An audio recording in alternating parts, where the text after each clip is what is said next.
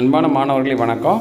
இந்த வீடியோவில் நம்ம 7ஆம் வகுப்பு 2ஆம் பருவம் கணக்கு இயல் 1 எண்ணியல் தசம எண்களை குறித்தல்ல இவற்றை முயல்க பக்கம் எண் 2 மற்றும் 6 உள்ள கணக்குகளுக்கான விடைகளை பார்க்க போகிறோம். ஏற்கனவே பாடம் 1 உள்ள அனைத்து பயிற்சிகளுக்கான வினாக்களுக்கான விடைகளை வீடியோவை போட்டு அந்த லிங்கை டிஸ்கிரிப்ஷன் பாக்ஸில் கொடுத்துருக்கோம். அதை போய் பார்த்து பயன்படுத்தி கொள்ளுங்கள். இப்போ நம்ம இந்த வீடியோக்குள்ளே போகலாம். பக்கம் 2 உள்ள இவற்றை முயல்க. முதல் கணக்கு, கீழ்காணும் படங்களை உற்று நோக்கி வண்ணமிடப்பட்ட பகுதியை பின்னத்தில் எழுதி தசம எண்களாக குறிப்பிடுக. முதல்ல இதை பின்னமாக மாற்றுவோம். மொத்தம் எத்தனை பகுதி இருக்குன்னு பாருங்கள். 1 2 3 4 5 6 7 8. அப்போ 8 தான் பகுதி. சரிங்களா? இதில் எத்தனை வண்ணம் இட்டிருக்காங்க? 1 2 3 4 4 வண்ணம் இட்டிருக்காங்க. அப்போ 4/8. ரைட். அடுத்து பாருங்கள், இதையே அதே மாதிரி பின்னமாக மாற்றுங்க. 1 2 3 4 5 6 7 8 9 10. மொத்த பகுதிகள் 10. அதில் கலர் போட்டிருக்கிறது 3, வண்ணமிட்டிருக்கிறது 3. அதே மாதிரி இதில் எத்தனை பூக்கள் இருக்குன்னு பாருங்கள். 2 4 6 8 10. மொத்தமாக இருக்கிறது 10. அதில் வண்ணமிட்டிருக்கிறது எத்தனைன்னு பாருங்கள், 5. அப்போது இது 8ல் 4, இது 10ல் 3, இது 10ல் 5. இது எப்படி நம்ம தசம எண்ணா எழுதுறது அப்படின்னு நம்ம இப்போ பார்க்கலாம். சரிங்களா? முதல் கணக்கு என்ன வருது? அதாவது 8ல் 4ன்னு வருது. சரிங்களா? இதை சுருக்குங்க. எவ்வளோ அளவுக்கு எளிமையாக சுருக்க முடியுமோ அளவுக்கு சுருக்கலாம். மேலேங்கிலே ஏதாவது ஒரு பொதுவான பகுதியால் நம்ம வகுக்க முடியும். நம்ம ஏற்கனவே பார்த்துருப்போம். அப்போ பாருங்கள், 4/8ன்றதுன்னா 1 நாள் 4, 2 நாள் 8. அப்போ 1/2 அப்படின்னு வரும். சரிங்களா? சுருக்கிட்டோம்னா 1/2 வரும். இப்போ இந்த பகுதியை 10ஆகவோ 10ன் மடங்குகளாகவோ மாற்றணும். கீழே 10 100 1000 தான் இருக்கணும். இதை 10ஆக மாற்றணும்னா பாருங்கள், கீழையும் பகுதியையும் தொகுதியும் 5ஆல் பெருக்க வேண்டும். 5ஆல் பெருக்கினீங்கன்னா 10 வந்துடும். மேலே 5 வந்துடும், கீழே 10ன்னு வந்துடும். இதை எப்படி தசம எண்ணா குறிப்பிடுதுன்னா 10ல் 5. அதாவது 10ல் 5னா நமக்கு தெரியும் 0.5. அதாவது 10ஆல் வகுக்கணும்னா ஏற்கனவே புள்ளி இருக்கிற புள்ளியை ஒரு ஸ்தானம் இடது பக்கமாக நகர்த்த வேண்டும். அப்போ இந்த இடத்துல புள்ளி வரும். அப்போ புள்ளி வச்சு 5 0.5 வச்சுக்கலாம். அல்லது 10ல் 5 நம்ம தான் அடுத்து படிக்க போகிறோம். இதே பயிற்சியில் அடுத்து படிக்க போகிறோம். 10ல் 5 அப்படின்னா இப்போ 0க்கு அப்புறம் தசம புள்ளிக்கு அப்புறம் வர்ற முதல் எண்ணை 10ல் 1கள் சொல்லுவோம் இடமதிப்பில். அப்போ இது 10ல் 5 0.5. ரைட். இரண்டாவது கணக்கு பாருங்கள். 3/10ன்னு கொடுத்துருக்காங்க. சரிங்களா? 3/10னா இதே மாதிரியே தான் 10ல் 3கள். 10ல் 3கள்னா ஒன்று இந்த இங்கே பின்னாடி ஒரு எண்ணில் புள்ளியெல்லாம் பின்னாடி இருக்கிறதா அர்த்தம். புள்ளியே இல்லாமல் இருக்கிற நம்பரில் புள்ளி பின்னாடி 1கள் பின்னாடி இருக்கிறதா அர்த்தம். இந்த புள்ளியை 10ஆல் வகுக்கணும்னா ஒரு இலக்கம் முன்னோக்கி நகர்த்த வேண்டும். முன்னோக்கி நகர்த்த என்ன வரும்? 0.3ன்னு வரும். அப்போ நம்ம முன்னாடி 0 போட்டுக்கலாம். 0.3. இது நம்ம 6ஆம் வகுப்புலேயே படிச்சிருக்கோம். புள்ளியை முன்னோக்கி நகர்த்த படிச்சிருக்கிறோம். இப்போ 7ஆம் வகுப்பில் இதனுடைய இடமதிப்பு என்ன? இதனுடைய இடமதிப்பு 10ல் 1கள். 10ல் 1கள்னா 10ல் 1ன்னு போடுவோம். சரிங்களா? அந்த 10ல் 1கள் தசம புள்ளிக்கு அடுத்து தான் வரும். அப்போ அதை நம்ம அடுத்து படிக்க போகிறோம். இப்போ இதை பார்த்துங்க. மூன்றாவது கணக்கு 10ல் 5. இந்த கணக்கு மாதிரி தான். அப்போ 10ல் 5 என்ன வரும்? 0.5. 10ல் 5னா 0.5. அடுத்ததாக இரண்டாவது கணக்கு பாருங்கள். வரிசை எண் 1 பின்னமாக இருக்கிறத தசம பின்னமாக மாற்ற சொல்கிறாங்க. அது 10 அல்லது 10ன் அடுக்குகளாக மாற்றிட்டு. சரிங்களா? ஃபஸ்ட்டு 3/5 இருக்குது. 3/5 இருக்கிறத இப்போ 10ன் அடுக்குகளாக மாற்றணும்னா நம்ம என்ன பண்ணணும்? பகுதியிலையும் தொகுதியிலும் 2ஆல் பெருக்க வேண்டும். 2ஆல் பெருக்கினா என்ன வரும்? 6/10ன்னு வரும். 6/10ன்னு வரும்ல. 2 5 10 2 3 6. அப்போ இது 10ல் 1கள் அப்படிங்கிறனால 0.6. 0.6ன்னு எழுதிக்கலாம். ஏற்கனவே இங்கே கொடுத்துட்டாங்க 10ல் 4ன்னு கொடுத்தாங்க. 10ல் 4ங்கிறத நம்ம எப்படி எழுதுவோம் பாருங்கள், 0.4. அதாவது பின்னாடி இருந்து ஒரு ஸ்தானம் முன்னோக்கி நகர்த்த வேண்டும். அல்லது தசம புள்ளிக்கு அடுத்ததான் ஒரே ஒரு இலக்கம் மட்டும்தான் இருக்கணும். அடுத்து பாருங்கள் 2/4. 2/4 10ன் அடுக்காக மாற்ற முடியாது. அப்போ எளிமையான நம்பரை மாற்றிட்டு முதல்ல அடிச்சுட்டு 2ஆக மாற்றி அப்புறம் 10ஆக மாற்றிக்கோ. பாருங்கள், 1 2 2 2 4 எழுதிடுவோம். 1/2. இப்போ 10ஆக மாற்றணும்னா கீழேயும் 5ஆல் பெருக்கணும், மேலேயும் 5ஆல் பெருக்கணும். பகுதியிலையும் தொகுதியில் 5ஆல் பெருக்கணுங்கன்னா என்ன வரும்? மேலே 5 கீழே 10ன்னு வரும். அப்போ பாருங்கள், 5/10 என்ன வரும்? 0.5. அடுத்தாக 20ல் 4. 4/20 20. இப்போ பாருங்க கீழே 10 வர்ற மாதிரி அடிச்சுக்குவோம், இல்லைன்னா 100 வர்ற மாதிரி கூட மாற்றிக்கலாம், ஒன்றும் பிரச்சனை இல்லை. 4ஆல் அடித்தோம்னா வந்து 2ஆல் வகுத்தோம்னா வந்து 2ஆல் மேலே எங்கேயே பார்த்தீங்கன்னா 10 வந்துடும். பாருங்க 2 2 4 பைத்து 2 20ன்னு வரும். இதில் வந்து 2 2 இதில் பைத்து 2 இருக்குது. அப்போ 2/10ன்னு வரும். 2/10ங்கிறது என்னவா மாறும்? 0.2 மாறிடும். 7/10ங்கிறது என்ன வரும்? அப்போ 7/10 அப்படின்னா 10ல் ஒன்றுகள் இல்லைங்களா, அப்போ 0.7 அப்படிங்கிறதான் இந்த கணக்கினுடைய. அடுத்து மூன்றாவதாக நம் வாழ்வியல் சொல்லில் தசம எண்களை பயன்படுத்தும் நிகழ்வுகளை கூறுக. வாழ்வியல் சொல்லி ஏகப்பட்ட இடத்துல பயன்படுத்துவோம் நம்ம. இப்போ பாருங்க 10 ரூபாய் 50 பைசா அப்படின்னு சொன்னால் எப்படி எழுதுவோம்? 10.50. அடுத்து 7 மணி 30 நிமிடம் 7.30 நேரத்தை குறிப்பிடும் பொழுது, ரூபாய் மற்றும் பைசாவை குறிப்பிடும் பொழுது, ஒரு பொருளுடைய விலையை குறிப்பிடும் பொழுது, இப்போ 7 ரூபாய் 50 பைசா, 1 கிலோ ஜீனி சர்க்கரையின் விலை என்னன்னா 40 ரூபாய் 50 பைசா அந்த மாதிரி. அப்போ ரூபாயை குறிப்பிடும் பொழுது, நேரத்தை குறிப்பிடும் பொழுது அப்படின்னு நீங்கள் அந்த ரெண்டையும் இந்த இடத்துல எழுதிக்கங்க. அடுத்ததாக பக்கம் 6ல் உள்ள இவற்றை மொழிக. பக்கம் 6ல் உள்ள இவற்றை மொழிக. பக்கம் 4ல் வந்து ஒரு இவற்றை மொழிகள் இருக்குது. அதில் வந்து படங்களை போடுறது தான் நீங்கள் மிக எளிமையாக போட்டுருவீங்க. இந்த படங்கள் இருக்கிற மாதிரி போடணும், அவ்வளோதான். அது நீங்கள் படங்களை போட்டுங்க. அடுத்ததாக வந்து நம்ம எத்தனை பக்கம் பார்க்க போகிறோம்? பக்கம் 6ல் உள்ள இவற்றை மொழிக. கீழ்கண்ட தசம எண்களை விரிவாக்க வடிவிலும் இடமதிப்பு கட்டத்திலும் எழுதுக. தசம எண்களை விரிவாக்க வடிவிலும் இடமதிப்பு கட்டத்திலும் எழுதணும் அப்படின்னு கொடுத்துருக்காங்க. முதல்ல விரிவாக்க வடிவில் எழுதுவோம். 1ஆம் கணக்கு 3 எண்களையும் வந்து விரிவாக்க வடிவில் எழுதிடுவோம். 56.78 பாருங்க.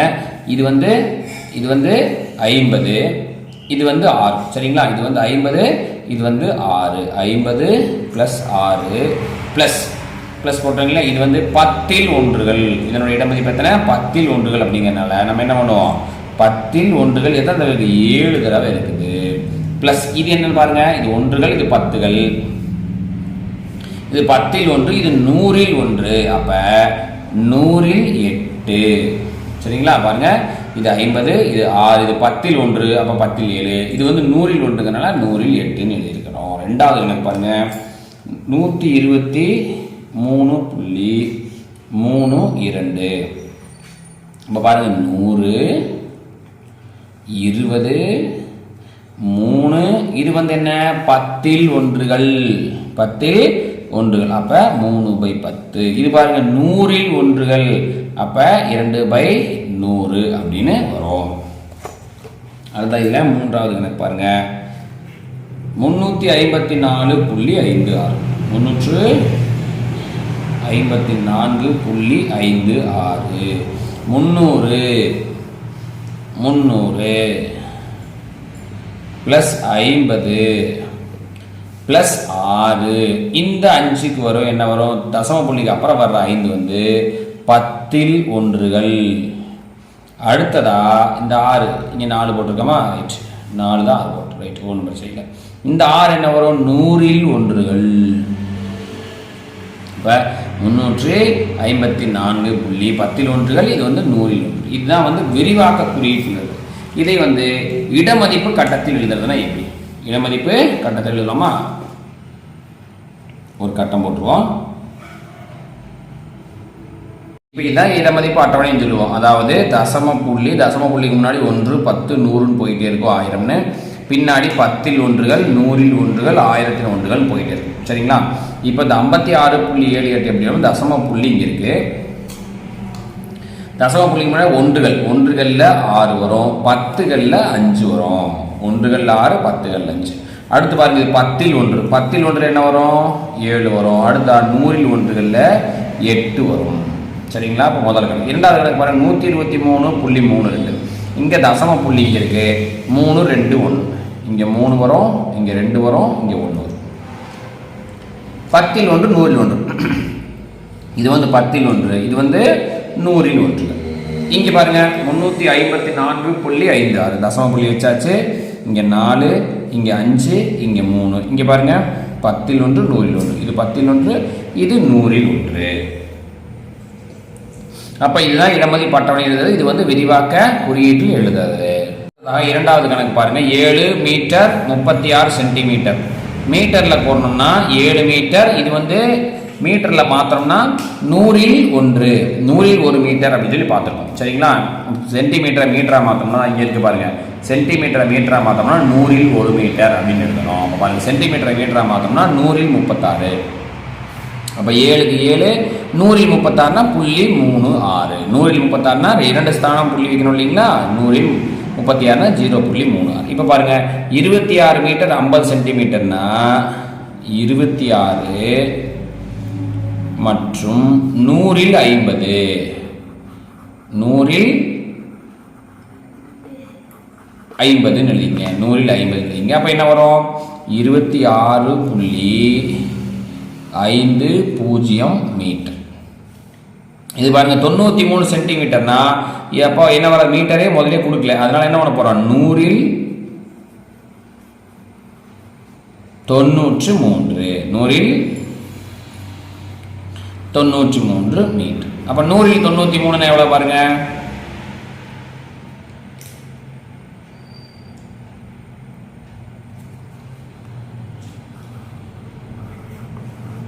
.93 மீட்டர். சரிங்களா? அடுத்து பாருங்க, 36 மற்றும் 100ல் 60 மீட்டர். 36 மற்றும் 100ல் 60. அப்போ என்ன வரும்? 36.60. இந்த 100ல் 60ங்கிறது தசம புள்ளிக்கு பின்னாடி வரும். இது தசம புள்ளிக்கு பின்னாடி, தசம புள்ளிக்கு பின்னாடி, தசம புள்ளிக்கு பின்னாடி, தசம புள்ளிக்கு பின்னாடி. இது பாருங்க, 126 மற்றும் 100ல் 45 மீட்டர் அப்படின்னு வருதுங்களா? அப்போ பாருங்க, என்ன வரும்? 126.45 மீட்டர் அப்படின்னு. அப்போ நேரடியாக எழுதிடலாம்.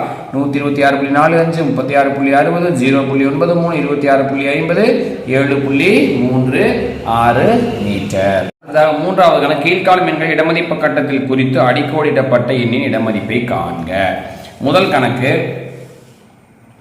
36.37. 7ல் அடிக்கோடு போட்டிருக்காங்களா? சாரி, 3ல் அடிக்கோடு போட்டிருக்காங்க. அப்போ இதை எப்படி எழுதுறது? இதை எப்படி இடமதிப்பு கட்டத்தில் எழுதுறதுன்னு பார்த்தீங்கன்னா, தசம புள்ளி இங்கே வச்சுருவோம். தசம புள்ளிக்கு முன்னாடி இங்கே என்ன இருக்குது? ஒன்றுகள். இப்போ நம்ம ஏற்கனவே 1, 10, 100, 10ல் 1, 100ல் 1, 1000ல் 1 அப்படின்னு சொல்லி நம்ம என்ன பண்ணியிருக்கிறோம்? நம்ம போட்டு வச்சோம். இது வந்து நீங்கள் எழுத்தால் எழுதிங்க. ஒன்றுகள், 10கள், 100கள், 10ல் 1கள், 100ல் 1கள், 1000ல் 1கள் நீங்கள் எழுத்தால் எழுதிக்கலாம். அப்போ 36.37 இருக்கா? தசம புள்ளி இங்கே இருக்குது. இங்கே என்ன வரும்? 6. இங்கே என்ன வரும்? 3 6 புள்ளி. இது என்ன வரும்? 10ல் 1கள். இது என்ன வரும்? 7 வந்து 100ல் 1. இப்போ இதில் 3னுடைய இடமதிப்பு என்ன வரும்? 36.37ல் 3ன் இடமதிப்பு 10ல் 1கள் அப்படின்னு எழுதும். சரிங்களா? இப்போ முதல் கணக்கு 36.37க்கு 36.37ல் 3ன் இடமதிப்பு 10ல் 1. சரி, இரண்டாவது கணக்கு என்ன கொடுத்துருக்காங்க பாருங்க. 267.06. 267.06. அப்போ தசம புள்ளி இங்கே வச்சுருவோம். பாருங்க, 267 இங்கே 7 வரும், இங்கே 6 வரும், இங்கே 2 வரும். 267 வந்துருதா? Right, okay. அதுக்கப்புறம் எதுக்கு இடமதிப்பு கண்டுபிடிக்கணும்? 6க்கு இடமதிப்பு. இப்போ இந்த 6ன் இடமதிப்பு என்ன வரும்னு பார்த்தீங்கன்னா, தசம புள்ளிக்கு அடுத்து வர 0 வந்து 10ல் 1கள் வரும், 6 வந்து 100ல் 1கள் வரும். அப்போ இரண்டாவது கணக்கு 267.06ல் 6ன் இடமதிப்பு என்ன வரும்? 6 இடமதிப்பு 100ல் 1கள், 100ல் 1கள் அப்படின்னு எழுதிக்குவோம். அடுத்த மூன்றாவது கணக்கு பாருங்க, என்ன கொடுத்துருக்காங்க? 0.23. அதுக்கு 2க்கு அடிக்கோடிட்டு இருக்கிறாங்க. அப்போ தசம புள்ளி இங்கே வச்சாச்சு. இங்கே 2, இங்கே 3, இங்கே வந்து 0. 0.23. அப்போ இதனுடைய இடமதிப்பு என்ன? 10ல் 1. மூன்றாவது கணக்கு 0.23ல் 2ன் இடமதிப்பு என்னன்னு பார்த்தீங்கன்னா 10ல் ஒன்றுகள். 10ல்